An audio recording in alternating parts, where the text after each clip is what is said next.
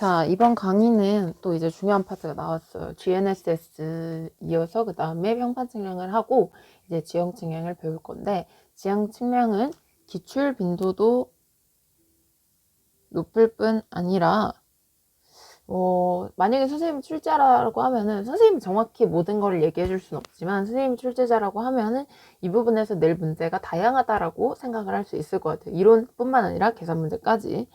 그래서 지형 측량은 크게 뭐 이렇게 4개의 개념들이 있지만 우리는 교과서를 기말고사 준비를 하는 게 아니고 우리가 이제 공무원 시험을 준비하는 거다 보니 공무원 시험에 나올 수 있는 요점들을 좀 정리를 해 둘 테니까 여러분이 공부하면서 참고를 했으면 좋겠어요.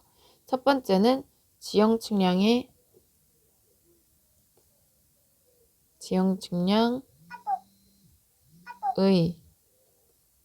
그리고 지형 측량에서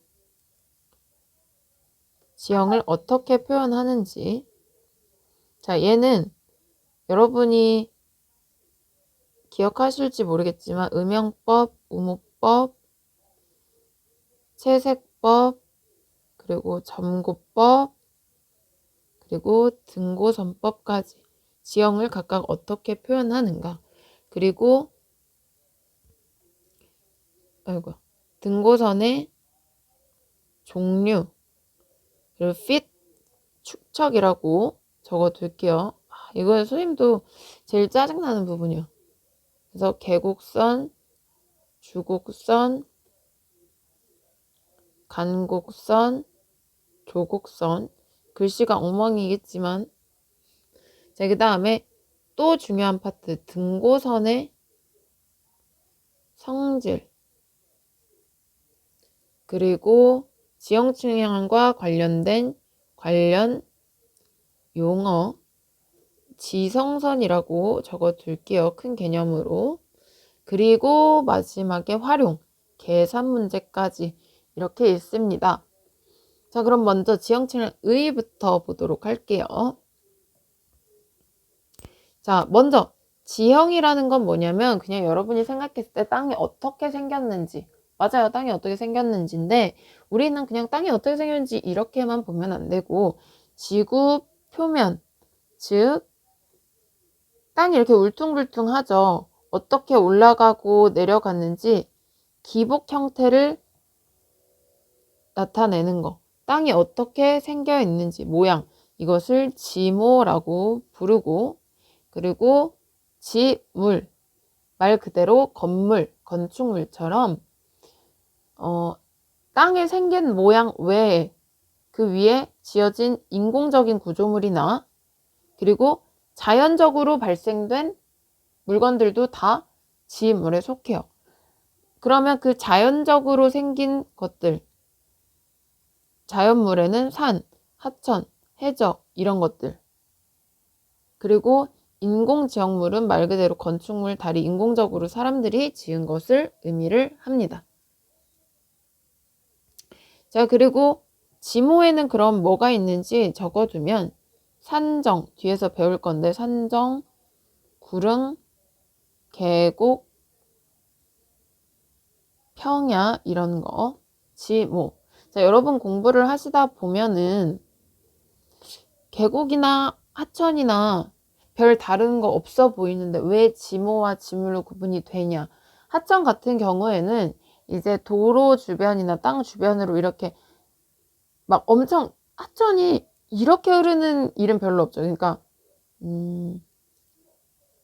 폭포처럼 훅 떨어지는 경우는 별로 없잖아. 하천은 그냥 일자로 가는 경우가 많죠. 그럼 일자로 가는 경우는 토지가 올라가는지 내려가는지를 판단할 수 없어. 계속 일자기 때문에. 근데 계곡 같은 경우에는 계곡은 이렇게 경사가 지면서 흐르죠. 그러니까 땅의 기복이 올라가는지 내려가는지를 판단할 수 있고, 뒤에서 배우겠지만 산정이라는 거는 이렇게 꼭대기 부분을 보통 산정이라고 부르고, 구릉은 평평한 평야 같은 것을 구릉, 평야라고도 합니다. 그래서 이렇게 땅의 생김새 모양을 알 수 있는 걸 지모라고 부르고 그 외에는 지물이라고 보시면 되겠습니다. 그래서 지형에는 지모와 지물을 합친 건데, 지형 측량이란 그럼 뭐냐면 그러한 지형이나 지물이 어디에 위치했는지 위치를 파악하고 어떤 모양으로 생겼는지 평면 형상을 파악을 해요. 어떻게 다양한 측량 기술을 이용하고 측정해서 그거를 지도로 작성하는 것이 바로 지형 측량입니다.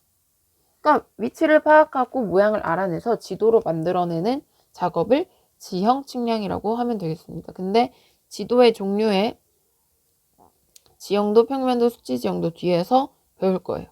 그래서 여기서 이 부분은 여러분이 읽어보세요. 우리나라 측량 수로 조사 및 지적에 관한 법률에서는 지도를 정의했을 때 어떻게 하냐? 측량 결과에 따라서 공간상 위치나 지형, 그리고 거기에 지명, 이름 등에 대한 공간 정보를 축척이나 기호, 문자에 따라서 표시한 거다. 이거를 막 외우려고 하지 말고 이해를 해보면 위치가 어딘지 지도에 표현을 하죠. 근데 그냥 표현하는 게 아니라 기호나 문자로. 그리고 마찬가지로 지형, 생긴 모양도 그렇고 도로명 같은 것도 지도에 표현을 할 때 기호나 문자로 표현한다라는 거. 자, 즉 지표면의 형태와 그 위에 분포하는 자연과 인문의 일반적인 사항 등을 표현한 것. 그러니까 지표면의 모양, 형태나 그 위에 분포하는 자연적인 것, 그리고 인문적인 것, 사람들이 생활하는 것, 일반적인 사항들을 표현한 것이 지도다. 뒤에서 나오겠지만 이건 지도 중에서도 일반도라고 불러요. 자, 그래서 우리가 살고 있는 공간을 원래는 넓은데 축소시켜서 표현했기 때문에 한눈에 알아볼 수 있다라는 거. 지도의 특징. 얘는 외운다기보다는 이해할 수 있으니까 한번 읽어보시고요. 자, 그럼 지형도는 지형과 지물의 두 가지를 모두 나타낸 건데 그것들의 3차원적인 것을 나타내요. 평면으로 나타내는 게 아니라.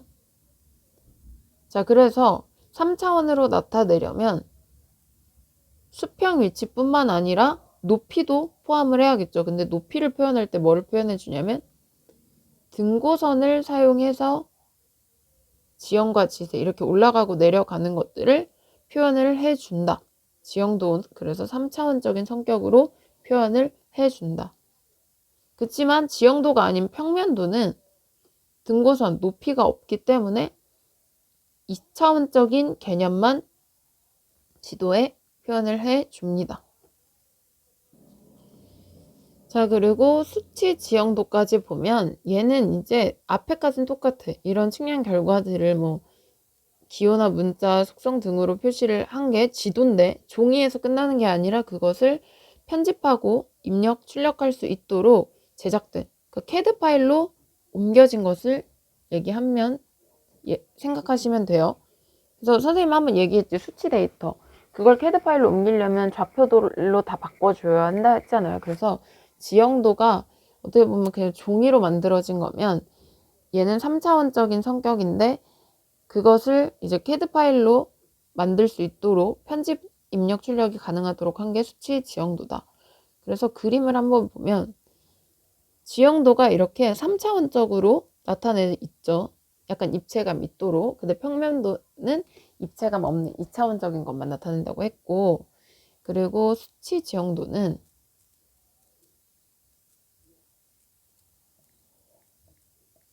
물론 여러분이 찾아볼 수도 있겠지만 보고 좀 설명을 해주면 수치 지형도는 이런 식으로 CAD 파일로 그려서 만들어내는 것들을 수치 지형도라고 합니다. 자, 그래서 지형도에도 이렇게 차이가 있고, 자, 이제 지도의 종류를 한번 볼게요. 자, 축척에 따라서 나뉠 수 있어요. 대축척, 중축척, 소축척. 그리고 목적에 따라서 나누기도 합니다. 먼저 목적에 따라서 볼게요. 일반도, 아까 앞에 있는 거 설명해 줬죠. 자연과 인문의 일반적인 사항들을 표현한 거. 가장 여러분이 쉽게 접하는 지도가 일반도예요. 얘는 국가에서 만들어서 배포하기도 하죠. 국가가 제작하는. 자, 그리고 주제도는 말 그대로 특별한 주제를 가지고 있기 때문에 그 주제를 강조하기 위해서 색깔을 넣거나 기호 등을 이용을 한다. 예를 들면 우리나라에서 토지가 어떻게 이용되고 있냐. 뭐 여기는 농지, 여기는 뭐 도시 이런 식으로 색깔로 표현을 해서 지도를 나타낸 게 주제도. 그리고 특수도는 비슷한 개념인데 특수한 목적을 가지고 제작을 한 거예요. 그러니까 얘는 일반적으로 사용한다기보다는 특수한 상황에서만 사용을 하겠지. 예를 들어서 교통 상황을 파악을 할 때, 날씨를 파악할 때, 아니면 관광용으로 사용을 할 때 이런 식으로 지도에 종류가 있고, 자, 축척은 이걸 뭐 대축척이 뭐냐, 중축척이 뭐냐 이걸 물어보는 게 아니라 여기서 축척의 개념을 정확히 알아야 이건 다른 단원에서도 나오는 계산 문제를 풀 수가 있어요. 그래서 여기선 이 부분만 알아둘게요. 축척을 표현을 할 때 보통 1대 5천 아니면 이렇게 표현을 하기도 하죠. 일단은 여기서 이것만 적어두세요. 숫자가 적을수록 대축척이다. 일단 이렇게만 적어두고 얘는 따로 축척 단원 할 때 따로 설명을 하도록 하겠습니다. 그래서 이 숫자가 작을수록 대축척이고 숫자가 클수록 소축척이 된다라는 거. 그래서 계속 지도 얘기 나오지만 지도는 지형 지물을 표현한 공간 정보. 그래서 얘는 언제 사용하냐? 설계할 때, 그리고 계획할 때, 토지를 어떻게 이용할지, 또는 각각 환경을 어떻게 지켜야 될지 다양한 자료로 이용을 할 수가 있다. 그래서 건설업계 종사자는 지형도를 정확히 이해해야겠죠. 이건 당연한 얘기고. 자, 그럼 170페이지 밑에 넘어가면 여기도 크게 뭐 어려운 건 없는데 그냥 한번 읽어보면, 그럼 우리나라의 지형도가 어떻게 제작되어 있는지. 우리나라는 지금 현재와 같은 지도 제작 기술이 1960년대부터 이런 사업을 추진을 하면서 시작됐고, 국립지리정보원, 현재의 국립지리정보원 1974년에 변경되면서 일대 모천의 지형도 또는 그리고 국가기본도, 이런 국가지도 같은 거를 만들었대요. 연차적으로 제작을 하고 1980년대 중반부터는 지도를 자동 제작하기 시작했다. 자, 그래서 현대로 발전하다 보니까 그냥 종이 지도가 아니라 뭐를 만들기 시작했어요? 수치 지형도, 수치 지도 제작, 캐드 파일로 되어 있는 거를 제작을 해서 그건 이제 편집, 수정, 갱신 작업이 쉬워지니까 그렇게 추진을 하고 있다. 읽어보시고 중요한 건 이 부분이 중요합니다. 앞에서도 했지만 수치 지도는 지표면에 있는 것 외에 지하, 물속, 공간의 위치 등과 같은 지형 지물을 이런 공간 정보 등을 전산 시스템, 컴퓨터, 캐드 파일로 이용을 해서 디지털 형태로 나타낸 거다. 수치 지도 앞에서 설명한 거의 개념 알아두세요. 우리 책에는 적기 때문에 2월쯤에 심화해서 나오겠지만 기본 개념은 알고 있어라.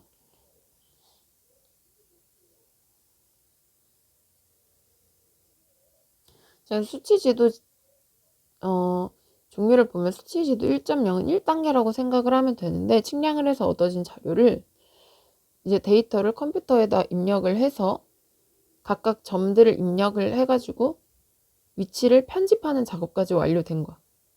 숫자를 입력한 거고, 한 단계 더 넘어간 수치지도 2.0 같은 경우에는 그것들의 관계를 파악을 해서 기하학적인 형태, 더욱더 이제 입체감을 입힌 거라고 생각을 하시면 되겠습니다. 그래서 기하학적 형태를 구성하는 그 편집까지 끝난 게 2.0이다. 그래서 국토지리정보원에서는 2003년부터 2.0을 제작을 했대요. 그러니까 입체적으로 제작을 한 거죠.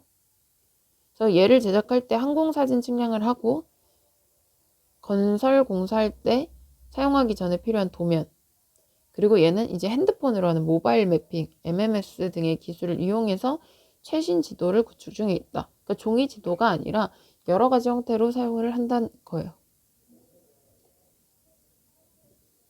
자, 그리고 나머지 이 부분도 한번 읽어두시고 여기서만 하나 체크하고 마무리할게요.